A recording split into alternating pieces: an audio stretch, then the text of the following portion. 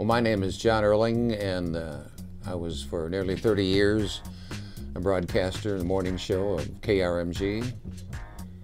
And in the last several years, I have been recording Oklahoma voices for the website voicesofoklahoma.com. I came to Tulsa in 1976. I grew up in Grand Forks, North Dakota, where the land is so flat you can watch a dog run away for 2 weeks. So when I came here and I saw the mountains we have around here, and our studios were downtown on Boulder at that time on the 23rd floor of Liberty Towers, I looked out and I saw to the west in the Sand Springs area what I came to know as the Tulsa Mountains. And when I started talking to people, I said, these mountains are beautiful. I said, where? Those are hills. And so I had a big controversy on the air on how tall a mountain is. It's 600 and some feet or whatever, or a hill is that high. And I said, no, you're crazy. It's a mountain. And then, of course, you probably remember I built a cat and dog hospital, which was similar when Oral Roberts, he built the City of Faith.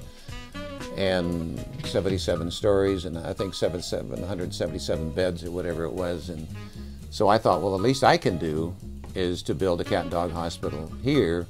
And it was 770 stories and 777 beds. And it was a cat house and a dog house. And then out in front were the praying paws. And so that caused some controversy. Again, by crowd over here who understood what I was doing, and those who were very close to Oral who thought I was just making fun when I would say on the air, I believe in the basic faith of what Oral Roberts is preaching. My faith is there too. I am talking about what else he's doing. It's just a parody. But many of them just didn't get it. We had lots of fun in that area, and since then Oral and I have become friends and did an interview for our project, but those are some of the fun things we did. This was in the day when we had a lot of time to talk as well. So getting involved in the community and making fun in a community that I thoroughly enjoyed and loved. Never did I do this out of hate. It was always because I loved Tulsa.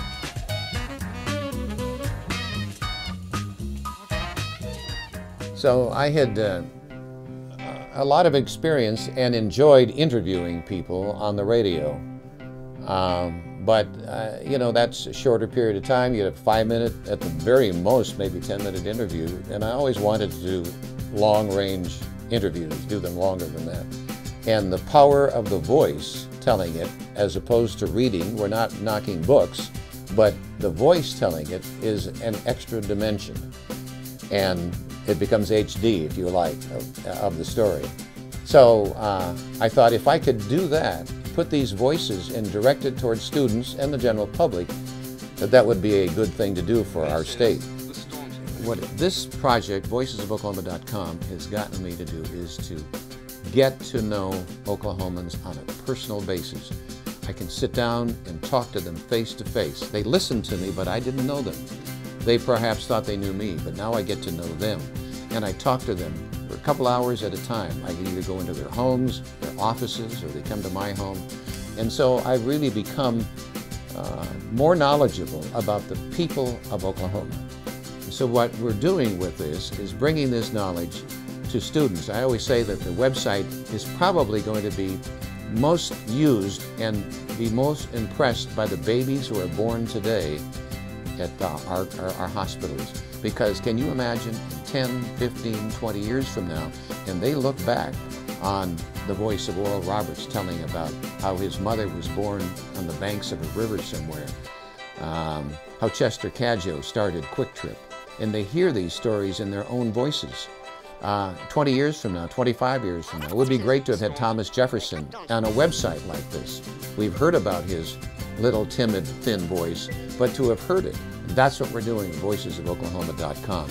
So it's a gift to the present generation, but to generations to come, and I've been able to take my interest in the microphone, my interest in interviewing people and getting to know them, and put this in this oral history website. So it's been fun for me, but I trust it'll be a lasting legacy forever and ever.